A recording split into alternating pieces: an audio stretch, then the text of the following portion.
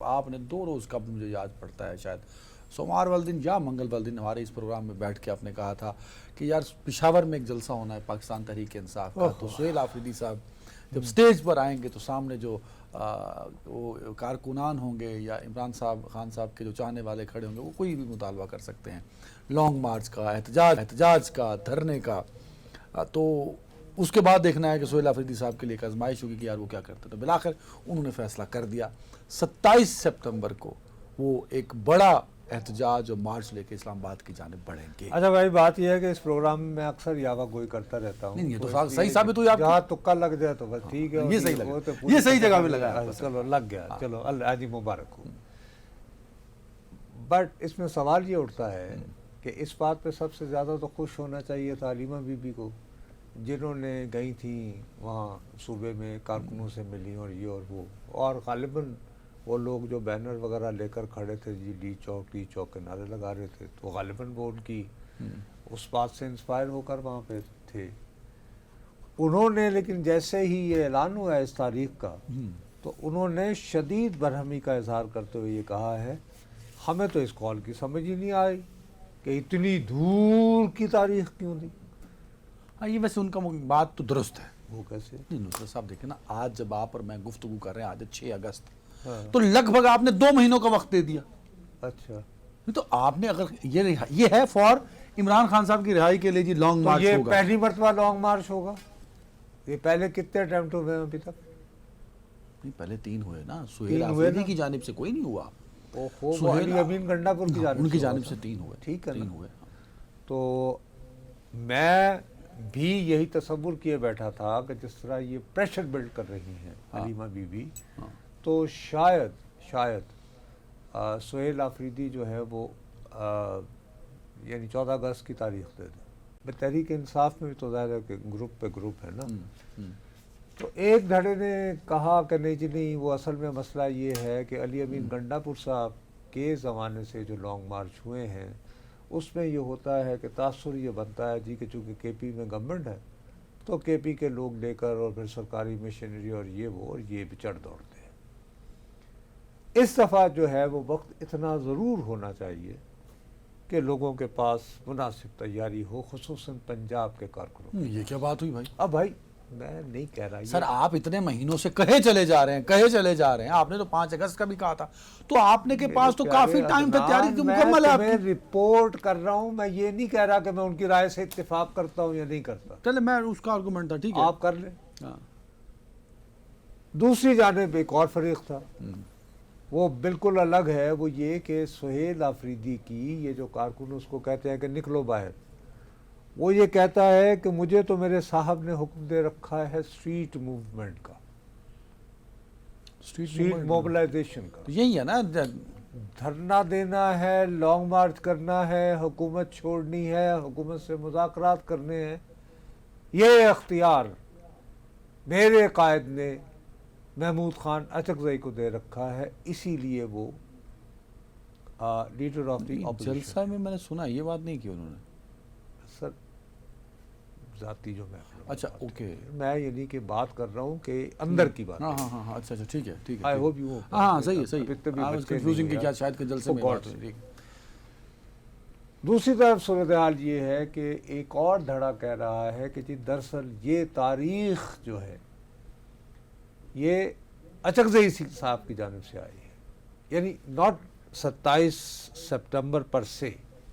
اب میری بہت دنوں سے اچکزئی صاحب سے ملاقات نہیں ہوئی، اور ایسی باتیں ظاہر آپ ٹیلی فون پہ نہیں ہوئے، میری ان کے ساتھ بے تکلفی ہے. وہ پوچھتے تمہیں کس بیوقوف نے کہا یا نہیں کہا یہ وہ. ان کا مسئلہ یہ ہے کہ وہ ابھی سب کو چھوڑ چھاڑ کے تو اپنے علاقے میں بیٹھے ہوئے ہیں، اور وہاں پہ وہ اہتمام کر رہے ہیں پشتون کانفرنس کا، جس پہ مولانا فضل الرحمان نے خفگی کا اظہار کیا. ٹھیک ہے کہ جی اتنا کچھ ہو رہا ہے اور آپ اپنے حلقے میں بیٹھے ہوئے ہیں اور وہ کوئی پشتون کانفرنس کر رہے ہیں. اینی ان کا بھی یہی کہنا تھا کہ بھائی ہمیں وقت مل جائے گا. آپ یہ کہہ رہے ہیں کہ جو 27 سپٹمبر کی ڈیٹ سہیل آفریدی صاحب نے 20 ستمبر کے بعد سے کوئی بھی دن رکھ لو سپٹمبر کا، بقول اس دھڑے کے.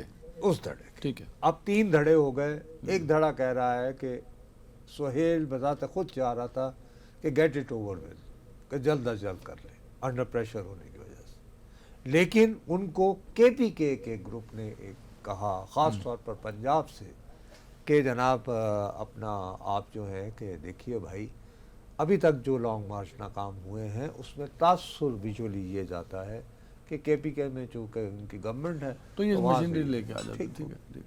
خود سہیل آفریدی صاحب کہہ رہے ہیں جو میرے پاس رپورٹ ہوا ہے کہ اڈیالہ جیل میں قید بانی تحریک کی رہائی کے لیے 27 سپتمبر کو بانی تحریک کی رہائی.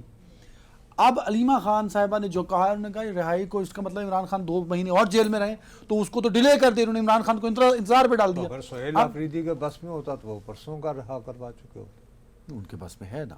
کیسے یار اس وقت اسٹریٹ پاور جتنی بابا آپ وہ باہر نکلیں لے کے چلیں علیمہ خان صاحب کو بلائیں وہ لیڈ کریں اس کو. میں ایک بہن کے جذبات سمجھ سکتا ہوں. آگئی سمجھ. اتنا عرصہ ہو گیا ہے دیکھتے رہے ہیں سیاسی رہنما جیلوں میں جو ہوتے ہیں تو ان کی جو امیڈیٹ فیملی ہوتی ہے ان کا ریئیکشن بہت عجیب و غریب قسم کا ہوتا ہے. مثال کے طور پر جیسے بعض اوقات بیگم بھٹو صاحبہ اللہ بخشوں نے بہت زیادہ ایکسٹریمسٹ پوزیشن لے لیا کرتی تھی جس پہ ان کی پارٹی کے یہ لوگ جیسے جتوئی صاحب وغیرہ جنہیں بعد میں پھر آہستہ آہستہ وہ سینئر لوگ وہ کہتے تھے یار یہ کیا کر رہی ہیں. یعنی میں اس کا چشمدید گواہ. تو اب مجھے یہ بات کہتے ہوئے شرم آتی ہے. تو یہ خود گئی تھی نا کہاں خیبر پختونخوا. ہاں مختلف شہروں میں. تو میاں والی سے جو ان کا آبائی شہر ہے جب آپ انٹر ہوں خیبر پختونخوا میں تو پہلا شہر کون سا آتا ہے؟ ڈیرہ اسماعیل خان ڈی خان. ٹھیک. وہاں پہ کتنے لوگ ان کے استقبال کے لیے تھے؟ لوگ کم رہے جہاں بھی گئیں 100 150 200 250 300 بس یہی. اب مجھے یہ بات بتاؤ کہ علی امین گنڈا پور صاحب چھٹی پہ چلے گئے تھے. آپ کے لیڈر کی بہن جنہوں نے آپ کو وفاقی وزیر بنایا طاقتور بعد ازاں آپ کو صوبائی حکومت دی وزیر اعلیٰ بنا دیا اس کی سگی بہن آئی ہوئی ہے اور آپ ڈی آئی خان جو مرضی تم کہہ لو پتہ نہیں تم کتنی مرتبہ گئے ہو انتہائی مہمان نواز شہر ہے. اور حتیٰ کہ ان کو تانے یہ سننا پڑے کہ مولانا ضیاء الرحمان جو کہ بھائی ہوتے ہیں مولانا فضل الرحمان کے انہوں نے ایک پریس کانفرنس کر کے کہا کہ یہ عجیب سی جماعت ہے. مان لیتے ہیں کہ یہ بات کہتے ہوئے فضل الرحمان صاحب کے بھائی جو ہیں وہ علی امین گنڈا پور کے ساتھ اپنا پرائیویٹ سکور بھی سیٹل کر رہے تھے. لیکن تم مزاج کے حوالے سے دیکھو نا ڈی آئی خان کے مزاج کے حوالے سے کہ جی ہم تو ہمارا شہر ہے ہی مشہور مہمان نوازی کے لیے اور وہاں پر علی امین گنڈا پور کے لیڈر کی بہن آئے اور وہ اس شہر میں ہوٹل میں رہے. انہوں نے کہا اگین یعنی سیاستدان پوائنٹ بھی سکور کرتے ہیں پوائنٹ سکورنگ کے لیے انہوں نے کہا کاش مجھے پتا ہوتا کہ اتنے قداور رہنما کی بہن میرے شہر آ رہی ہیں تو میں انہیں کم از کم ہوٹل میں نہ ٹھہرنے دیتا. وہ آ کے جہاں مرضی رہتی میرے گھر میں رہتی ہیں یا کہیں اور میں ان کی لیکن میں ان کو ہوٹل میں ان کو پوری طرح ریسیو کرتا پورے ادب و احترام کے ساتھ. بھی تو ہوا نا ان کی برہمی ہو گئی کہ ہائے اتنی دور کر دیا.